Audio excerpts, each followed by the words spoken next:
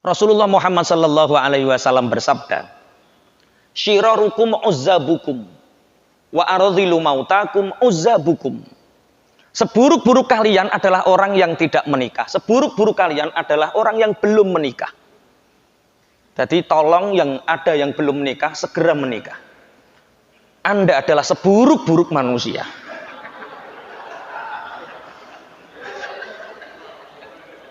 Tolong mungkin dari teman-teman Polres ini ada yang Joseph ndang nikah.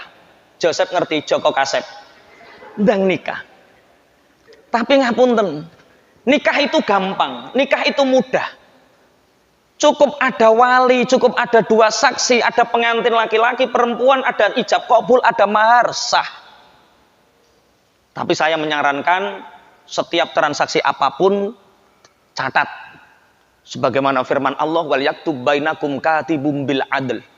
Kalau kamu melakukan transaksi apapun catat di orang yang adil. Kalau kita bisnis, utang piutang catat. Ini hutang, ini piutang catat.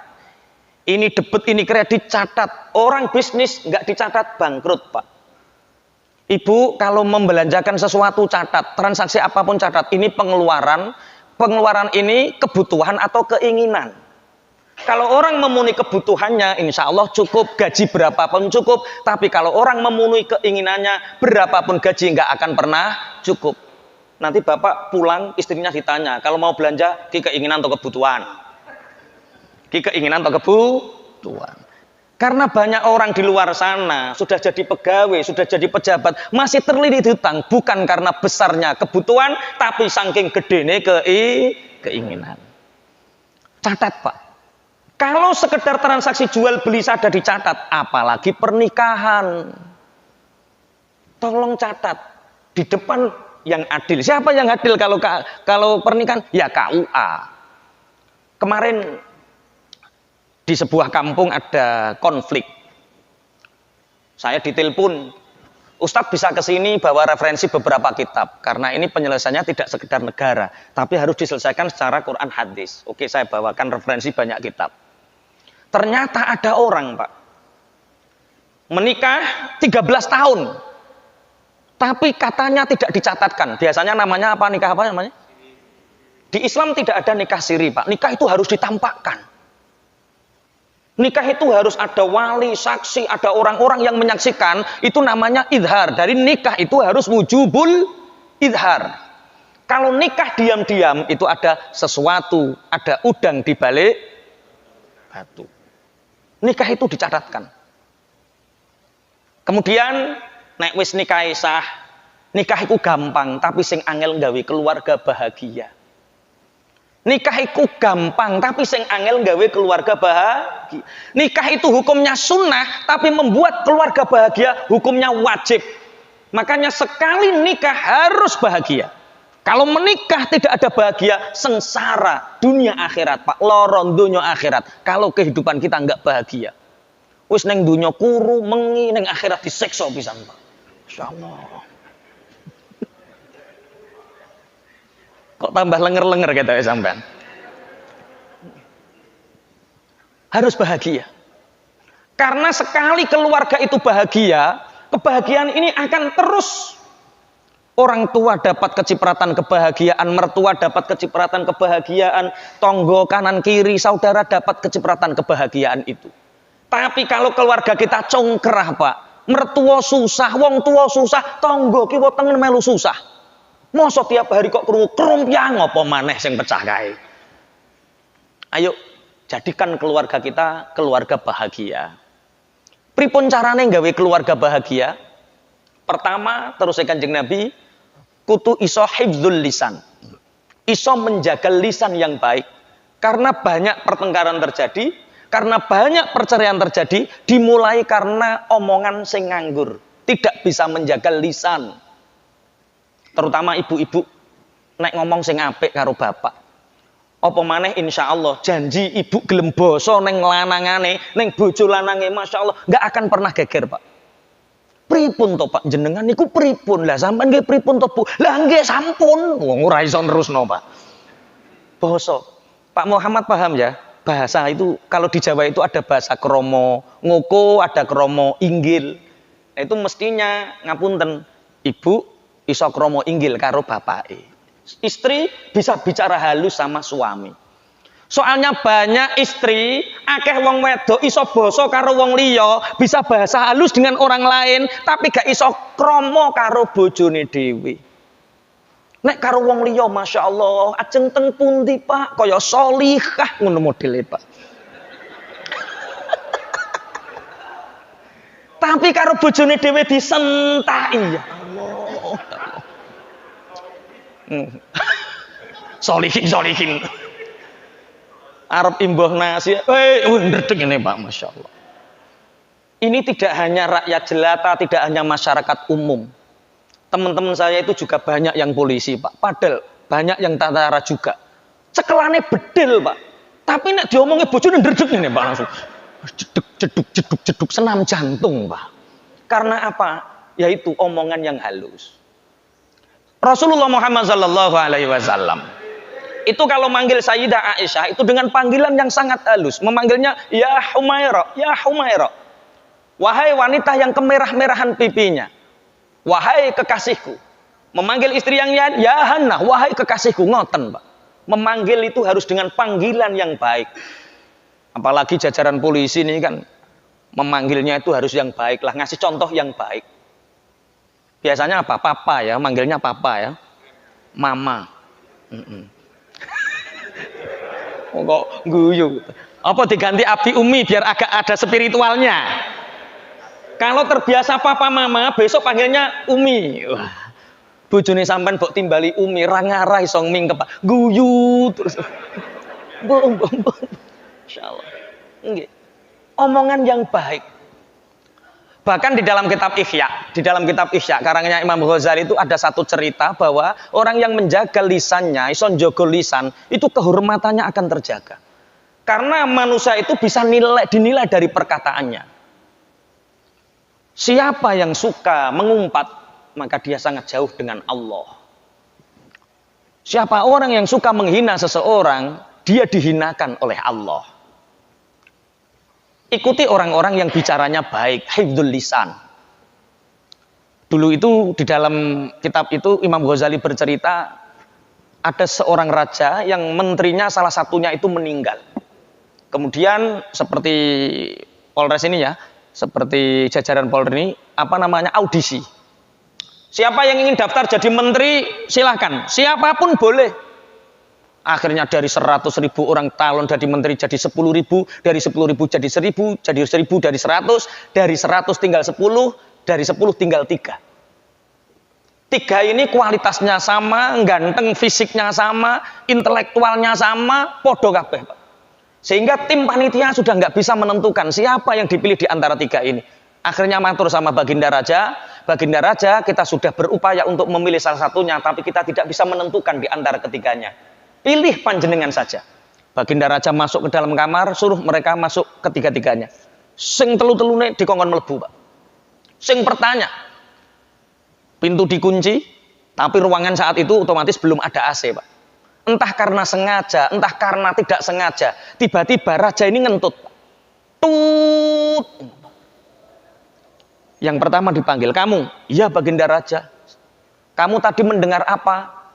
Kentut Baginda Raja. Yo, normal kupingmu. Aku nggak mungkin jadi punya menteri sing kopok tuli, nggak mungkin. Berarti normal. Baunya gimana? Karena saking pinginnya jadi menteri, maaf Baginda Raja, kalau rakyat jelata, kalau orang di luaran sana itu kentutnya baunya bau busuk menyengat. Tapi bau kentut panjenengan harum, wangi semerbak. Kata Baginda Raja, kamu nggak jadi menteri. Kenapa Baginda Raja? Belum jadi menteri saja sudah mbodoni wong. Ini nanti kamu kalau jadi menteri, jadi penjilat. Jadi orang yang punya keteguhan. Senengannya dempelai, penjilat. Keluar kamu. Kelunyur.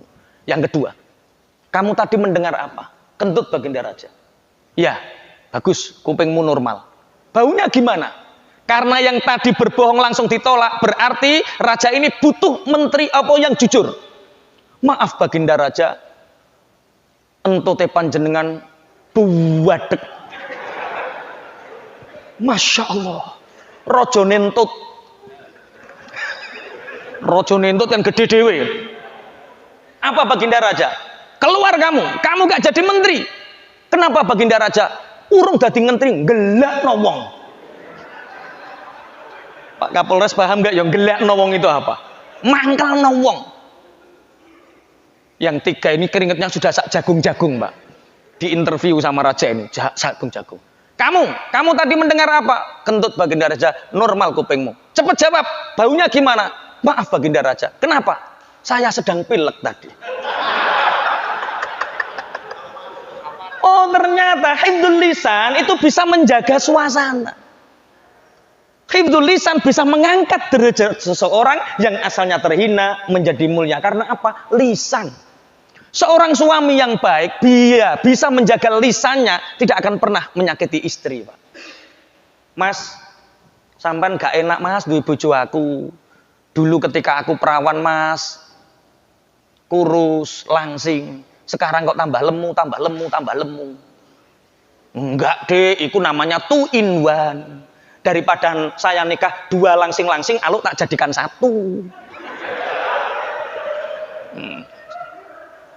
Kelihatannya 1 dek, tapi seperti punya istri 2.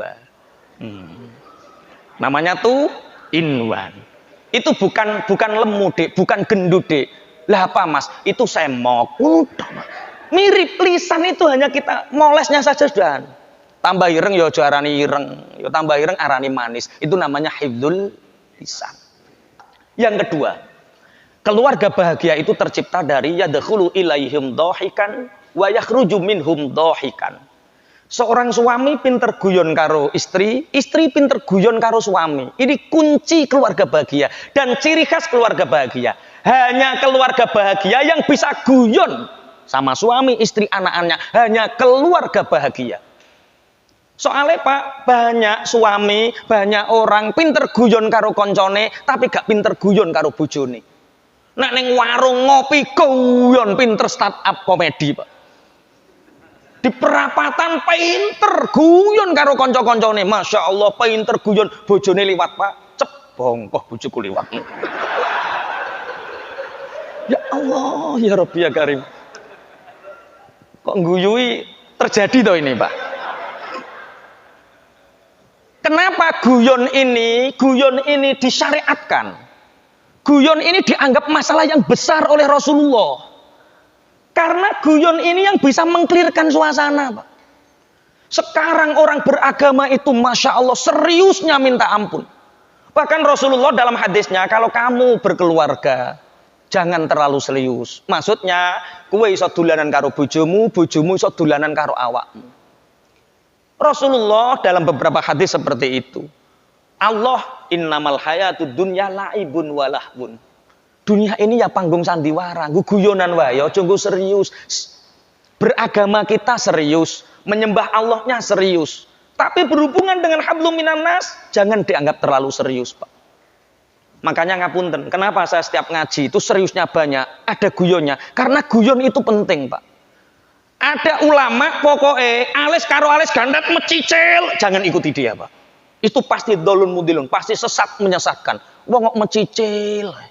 Kapan senenge urip wong ngono ki, Pak? Tolong Pak ya, yang sudah punya istri, tolong nanti pulang langsung dijawil bojone, "Dek, ayo guyon, Dek, ayo guyon, Dek." Ayo guyon. Sama anak Pak terutama, sama anak ini Masya Allah, apalagi kalian ini panjenengan sedaya niki bertugas kadang-kadang di luar kota, tolong manfaatkan waktu kita. Makanya keluarga sakinah, mawaddah warahmah. Sakinah itu artinya ketenangan. Di banyak ayat Al-Qur'an, wa anzalallahu sakinatahu alaihi wa ayyadahu bijunudil lam tarauha. Rasulullah itu dalam peperangan Badar, dalam peperangan Hunain, dalam peperangan-peperangan yang lain dimenangkan oleh Allah bukan karena senjata yang lebih baik, bukan karena pasukan yang lebih banyak, tapi karena orang mukmin punya ketenangan. Namanya sakinah. Rumah tangga yang berhasil adalah rumah tangga yang di dalam rumah tangga itu ada sakinah, ada ketenangan. Ketenangan itu diakibatkan apa? Satu, Ketenangan itu diabedatkan karena adanya taat di dalam keluarga itu. Keluarga yang sholat akan diberi ketenangan karena sholat itu taat. Keluarga yang ahli sedekah itu akan ada ketenangan di dalamnya. Karena apa? Sedekah itu taat. Keluarga yang pelit, yang tidak pernah infak, sedekah, zakat, walaupun hidupnya baik-baik saja, tapi ada rasa yang tidak tenang, kemrungsung terus. Maka taat. Termasuk taat adalah memberi anak istri kita dengan makanan-makanan yang halalan thayyiban. Itu akan ada ketenangan. Seberapa banyak uang yang panjenengan kumpulkan, kalau itu tidak halalan thayyiban, maka di dalam hati panjenengan, istri, anak panjenengan ada rasa yang tidak tenang. Sehingga mereka mudah melakukan mungkarot. Sakinah terbentuk dari apa? Ketaatan. Mawaddah itu rasa, cinta kasih itu namanya mawaddah. Sampeyan melihat istri kok ada deg-deg. Ketika 3 hari nggak ketemu istri, kok kepingin ketemu, itu mawaddah. Itu tercipta dari apa? 1, tercipta dari kebersamaan. 2, tercipta dari komunikasi, Pak. Kemarin ada teman yang datang ke pondok. Sudah punya 2 anak. Sowan matur, Ustad, mau curhat Ustad, nggih. Wong rumah tangga itu, cinta itu apakah bisa hilang? Cinta itu seperti tanaman yang harus ditumbuhkan, disirami, disemaikan. Kapan menumbuhkan rasa cinta itu? Sejak kita ijab dan ilah sampai kita menanti meninggal. Terus ditumbuhkan, disirami. Dengan apa? Dengan perhatian, komunikasi yang baik. Tapi Ustadz, saya itu dulu melihat istri saya Ustadz, itu yo deg-deg yo gak karu-karuan yo gak ketemu seminggu pingin golek Ustadz. Sekarang istri saya itu punya anak 2 Ustadz, yo tambah lemu kaya gajah uling. Terus, sekarang itu melihat itu kerinduan semakin gak ada. Kemudian cara bahasa Jawa ngapunten, cempeh, ngerti cempeh? Cempeh iki cara mangan sego sepo kabeh. Enggak ada rasa. Apakah cinta saya ini semakin hilang atau apakah saya sudah tidak cinta sama istri saya lagi? Tak kandani. Apakah itu pilihan Anda sendiri? Pilihan saya sendiri. Dulu sebelum punya 2 anak, 2 ini enggak seperti ini Ustaz. Hanya baru-baru ini, berapa bulan? 6 bulan. Oke. Tak tanya. Kalau sampean lihat istri kok cempeh, kalau lihat anak-anak mahasiswi itu gimana? Walah, kalau melihat anak mahasiswi yo alah ngono, Pak. Oh, ini, Pak. Tak kandani, Kak. Pripun, Ustaz? Ojo salahke istrimu, jangan salahkan istrimu yang sudah gendut karena sudah turun mesin 2 kali. Lah wong pengin turun mesin wis ping pindho kok cek kongkon apik ae. Mobil umrahe bar turun mesin kan yo tambah ra karu-karuan. Jangan salahkan istrimu yang semakin engkau anggap enggak menarik. Jangan salahkan anak-anakmu yang semakin ngerepoti hubunganmu. Lah napa Ustaz? Matamu ku lho jelalatan tekon dindi, Pak. Ketika mata ini sudah tidak terjaga dari kemungkaran, kemaksiatan, suka melihat yang lebih cantik, maka secantik apapun istrimu tidak akan pernah ada rasa di dalam hatinya. Ki kok muweneng ki baru ngono apa ora kuwi? Kok modelnya kok tersiksa ngono sampean.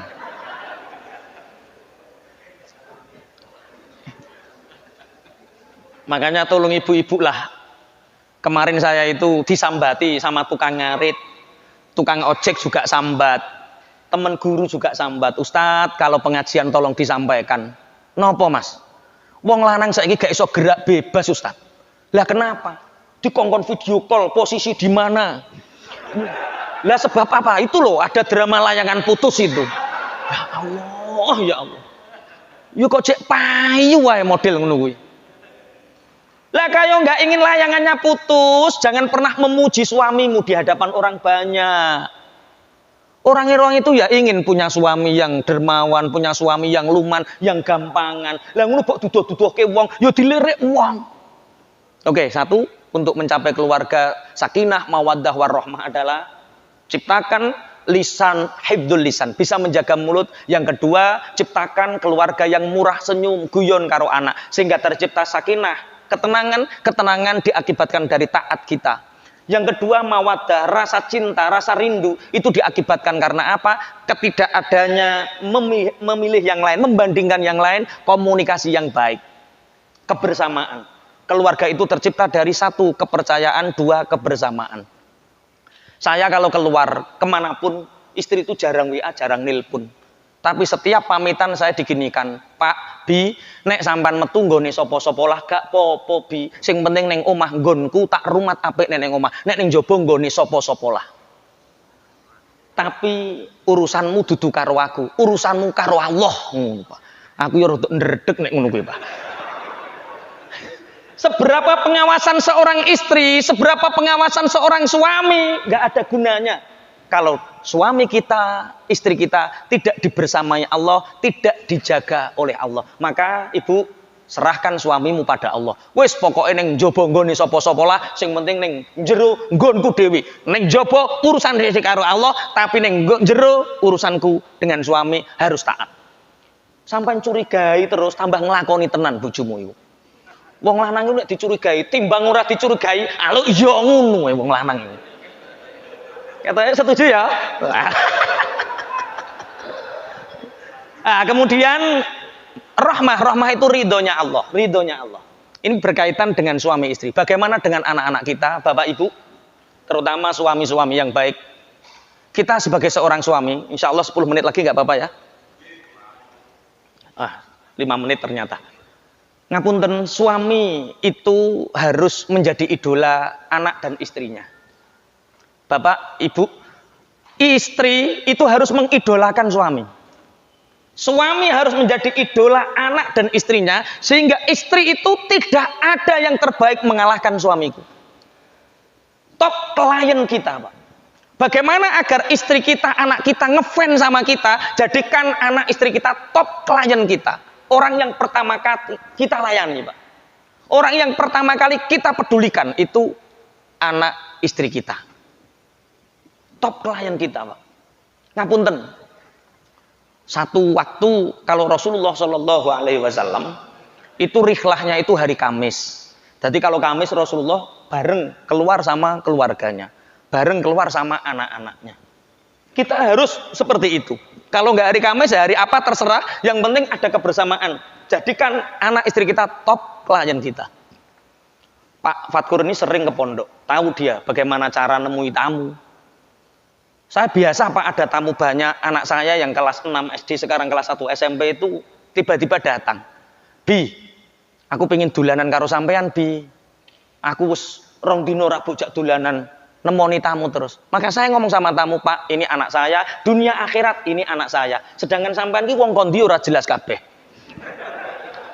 Ngapunten, sampai nek betah sabar tunggu, saya tak main bola sama anakku dulu. Nek gak betah mulai yo ora apa-apa, sampean wis tak mulyake. Kadang-kadang kita sok jadi pejabat, Pak. Ada tamu, anak Pak. Krono dhisik, om tamu. Pak. Kalau kita bersikap seperti ini, nggak mungkin anak kita ngefans sama kita, Pak. Di hadapan anak istri kita, kitalah yang terbaik sebagaimana sabda Rasulullah, khairukum li ahli wa ana khairukum li ahli. Sebaik-baik kalian adalah orang yang terbaik menurut anak istrinya. Aku Rasulullah adalah orang yang terbaik menurut anak istriku. Jangan sampai istri kita ngefans sama orang lain, Pak. Jangan sampai anak-anak kita ngefans sama orang lain, ngefans sama kita. Istri itu ngapunten, Pak. Istri itu seperti bisnis, Pak. Bisnis itu kalau nggak diperhatikan, ya diperhatikan orang lain, Pak. Istri juga gitu. Istri itu harus diperhatikan. Kalau istri nggak diperhatikan, ya diperhatikan orang lain. Bu, suami panjenengan, niku harus diperhatikan. Kalau suami nggak diperhatikan, ya diperhatikan orang lain. Ya, wis cukup kata, wis mantep kata kabeh. Semoga ada barokah manfaatnya. Kita berdoa bersama-sama. Semoga keluarga kita senantiasa menjadi keluarga yang sakinah. Allahumma amin. Dimulai nanti pulang ketika ada waktu, usahakan suami minta maaf sama istri. Itu tobat yang pertama, suami harus sering minta maaf sama istri. Karena banyak suami senang minta maaf pada orang lain tapi nggak mau minta maaf sama istri, padahal kesalahan suami sudah terlalu banyak, Pak. Nganter anak sekolah itu kewajiban suami. Isah-isah umbah-umbah itu kewajiban suami, Pak. Nyewoi anak itu kewajiban suami. Adang itu kewajiban suami. Istri-istri suami, Pak. Istri tugasnya apa? Taat kepada Allah, taat kepada suami, dan tarbiyatil aulad. Mendidik anak. Agar istri ini banyak sama keluarga, banyak sama anak. Makanya tolong, untuk istri nggak usah minta maaf. Karena sulit bagi wanita minta maaf, itu sulit. Nggak usah suruh minta maaf, Pak. Kita ngalah saja. Kita ngalah saja. Suami, nggih. Kenapa saya mengatakan itu? Waro akuliro julin azimin mar'atun solihatun, di belakang laki-laki yang mulia disediakan oleh Allah wanita-wanita solihah. Jadi istri itu fotokopi suami, Pak. Kalau suaminya sering minta maaf, maka istrinya pasti nggak disuruh minta maaf duluan, Pak. Kalau istri nggak mau minta maaf, itu tandanya Anda bebal hati, bebal pikiran, sehingga minta maaf pun gengsi, sehingga istri pun nggak mau minta maaf. Berarti sing salah sing lanang atau sing wedok? Loh, bener, sing nyalahno sing lanang terus, Pak. Ya, itu yang bisa kami sampaikan. Semoga ada barokah manfaatnya. Semoga keluarga kita dijaga oleh Allah dalam keadaan sakinah, mawaddah warahmah minad dunya ilal jannah. Al-Fatihah.